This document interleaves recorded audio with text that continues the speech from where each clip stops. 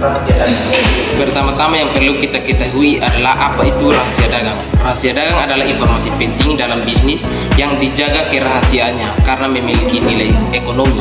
Contohnya adalah resep Coca-Cola yang tetap menjadi rahasia perusahaan selama lebih dari 130 tahun. Menjaga rahasia dagang penting karena rahasia ini memberikan keunggulan kompetitif di pasar dan melindungi inovasi bisnis. Dasar hukum rahasia dagang. Di banyak negara, rahasia dagang diatur oleh Undang-Undang Hak Kekayaan Intelektual.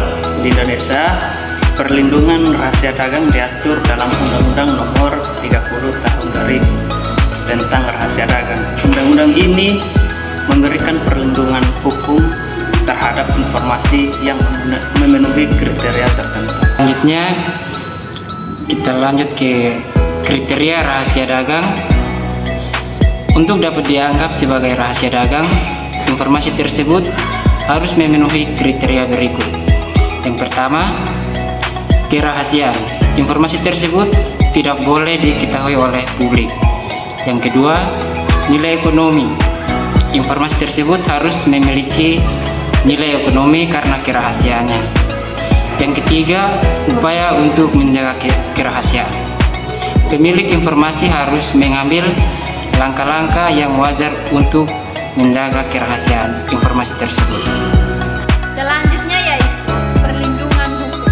Nah, pemilik rahasia dagang tidak perlu mendaftarkan informasi tersebut untuk mendapatkan perlindungan. Perlindungan diberikan secara otomatis selama informasi tersebut memenuhi kriteria rahasia dagang. Jika terjadi pelanggaran, pemilik dapat mengajukan gugatan hukum untuk mendapatkan ganti rugi. Selanjutnya contoh kasus pelanggaran. Beberapa kasus terkenal terkait pelanggaran rahasia dagang meliputi: yang pertama, kasus Coca-Cola. Resep rahasia Coca-Cola yang terkenal dijaga ketat dan tidak pernah dipublikasikan. Yang kedua, kasus Google versus Uber. Perselisihan hukum terkait pencurian rahasia dagang dalam pengembangan teknologi mobil otonom. Selanjutnya, strategi melindungi rahasia dagang. Beberapa langkah yang dapat diambil untuk melindungi rahasia dengan meliputi: yang pertama, kebijakan internal, membuat kebijakan yang jelas mengenai akses dan penggunaan informasi rahasia. Yang kedua, perjanjian kerahasiaan menggunakan non-disclosure agreement atau NDA dengan karyawan dan mitra bisnis. Yang ketiga, pelatihan karyawan, memberikan pelatihan kepada karyawan tentang pentingnya menjaga kerahasiaan.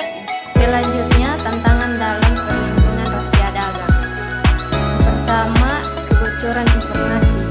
Risiko kebocoran informasi dari karyawan atau mitra. Yang kedua, persaingan yang ketat. Persaingan bisnis yang agresif dapat mendorong praktik tidak etis. Yang ketiga, perkembangan teknologi. Kemajuan teknologi dapat memudahkan pencurian informasi. Selanjutnya, kesimpulan dari presentasi kami yaitu rahasia dagang merupakan aset penting bagi banyak perusahaan. Perlindungan yang tepat dapat membantu perusahaan mempertahankan keunggulan kompetitif dan mencegah kerugian akibat pelanggaran. Oleh karena itu, penting bagi perusahaan yang memahami dan menerapkan langkah-langkah perlindungan yang efektif. Demikian presentasi dari kami kelompok 5. Terima kasih atas perhatiannya yang kami harapkan dari presentasi ini semoga bermanfaat untuk kita semua. Bye.